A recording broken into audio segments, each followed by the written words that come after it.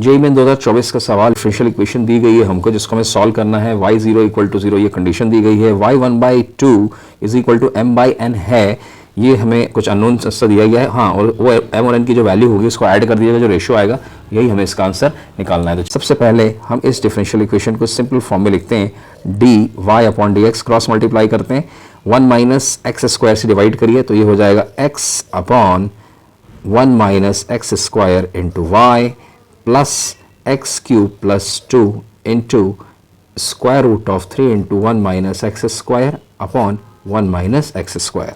ठीक है भाई, तो अब यहाँ पर क्या करा जाए, इस टर्म को साफ साफ में दिख रहा है ये एक लीनियर डिफरेंशियल इक्वेशन है। ठीक है भाई, जब लीनियर डिफरेंशियल इक्वेशन है तो बस आप क्या करिए, इसको उसी फॉर्म में लिख लीजिए।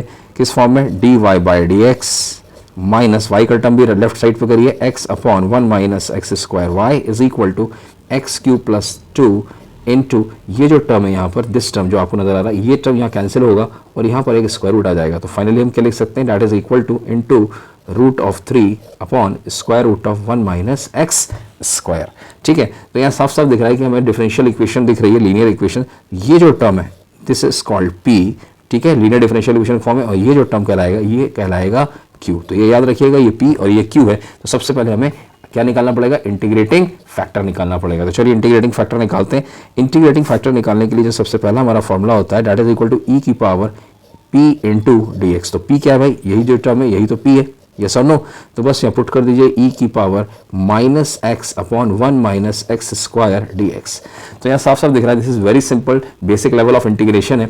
साफ साफ हमें नजर आ रहा है कि ये जो टर्म है डिनोमिनेटर, इसका डिफरेंशिएशन जो होगा -2x होगा। ठीक है, तो ये फ्री में तो आएगा नहीं, तो यहाँ 1/2 अपनी तरफ से करिए, तो इसका जो पूरा इंटीग्रेशन आ जाएगा ये आ जाएगा log of 1 minus x square. ठीक है, आप सब्स्टिट्यूट करके कर सकते हैं, इसको टी पुट करिए and you will get the answer. तो मैं डायरेक्टली यहाँ लिख रहा हूँ, that is equal to 1 e की power 1/2 log of 1 minus x square, जैसा मैंने समझाया है।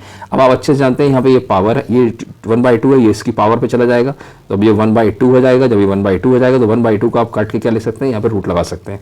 और ये तो है नहीं अब, तो ये टर्म ऑटोमेटिकली एलिमिनेट, गायब हो जाएगा, विलुप्त हो जाएगा, और सिर्फ आंसर क्या बचेगा, square root of 1 minus x square. ठीक है, तो हम डायरेक्ट आंसर लिखने वाले हैं square root of 1 minus x square. अगर आपको समझ में नहीं आया तो आप बैक करिए, you can get the answer very easily. अगला पार्ट है हमारे सामने, हमें सोल्यूशन का देखना है। सोल्यूशन क्या है हमारे सामने, थोड़ा सा लंबा सोल्यूशन होगा समझाने के लिए, है बहुत सिंपल सा सवाल। सोल्यूशन हमारे सामने y इंटू आई एफ, जैसा कि फॉर्मूला होता है हम सब जानते हैं, that is equal to integration of q into if into dx plus c. This is the formula. The y into if मतलब y into square root of 1 minus x square is equal to integration of q. तो q कौन है भाई, यहाँ पर हम अच्छे से जानते हैं, जो q हमारा पार्ट है, this part is q, this part is q।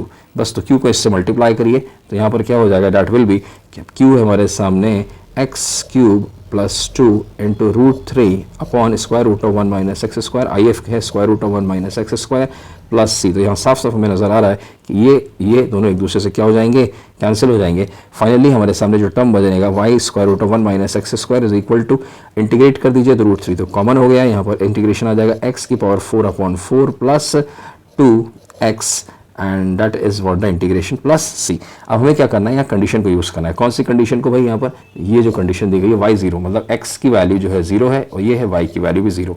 तो यहाँ पुट करते हैं हम, दैट इज व्हाट, x की वैल्यू 0 तो y की वैल्यू भी 0, तो y की वैल्यू 0 हो गई, तो ये पूरा टर्म ही 0 हो गया, यस और नो, ये पूरा टर्म 0 हो गया। And that is equal to ये टर्म भी क्या हो गया, x 0 है, ये भी x 0 है, ये y 0 था, सब 0 हो गया।